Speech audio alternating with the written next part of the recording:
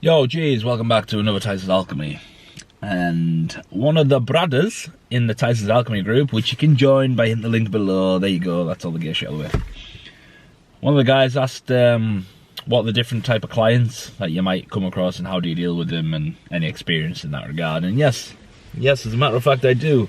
So, there's obviously many different clients. So say obviously from an editing background, but this applies to anything. And they all have different needs, different qualities, different, what's the right word, downsides to working with them. And it's about how you know, if you're desperate for money, you probably have to work with anyone, right?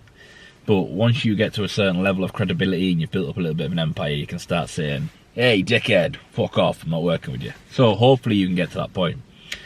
But here's how you navigate those situations. So when I was starting out, I had a lot of nice people to work with and I had a lot of dickheads.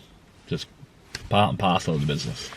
And obviously I'll touch on some of the examples that were more difficult and hopefully you can extract value from that.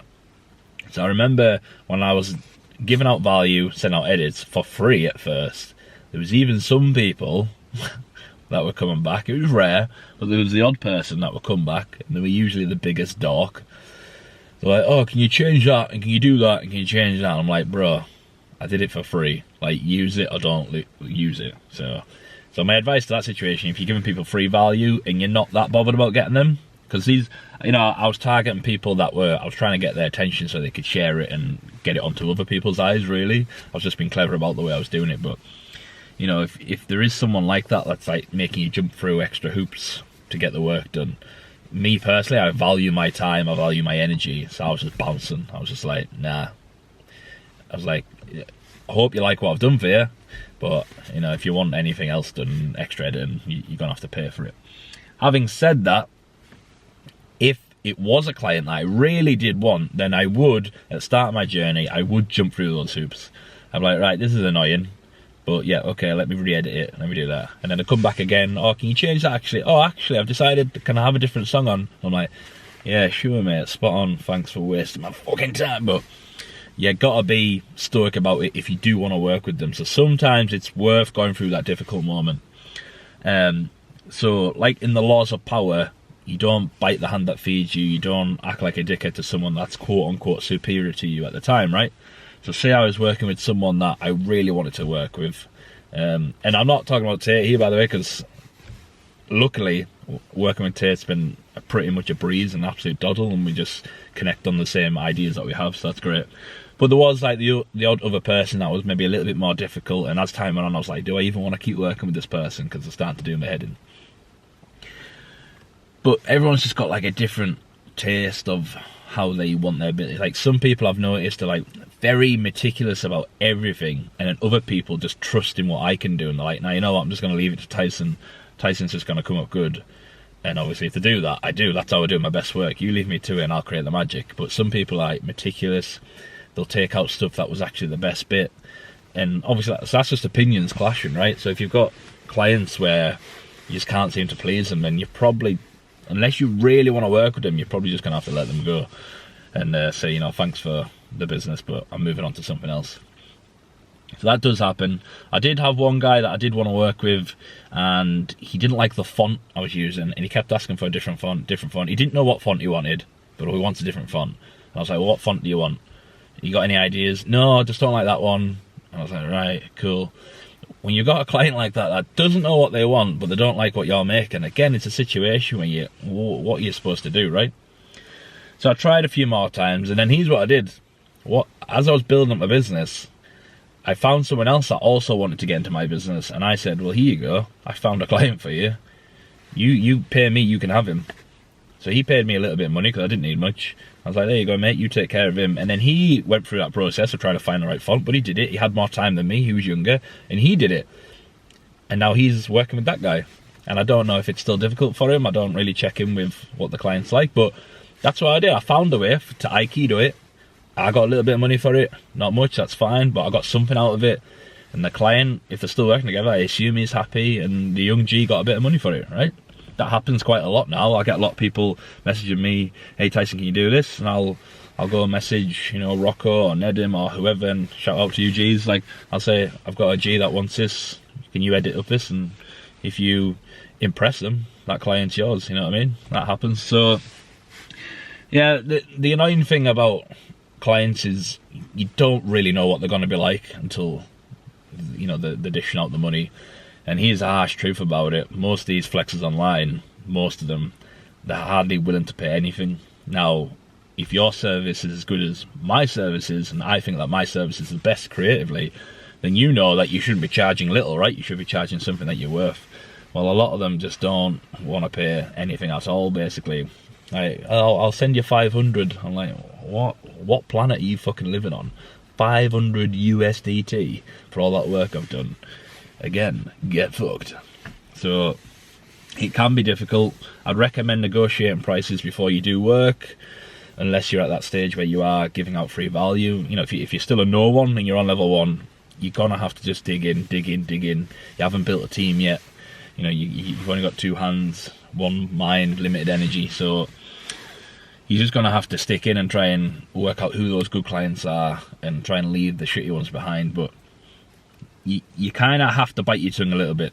If you're starting from the bottom and you're working your way up, you're just going to have to bite your tongue a little bit. It is difficult, we've all got an ego, but if you want to make money, you want to get your name out there.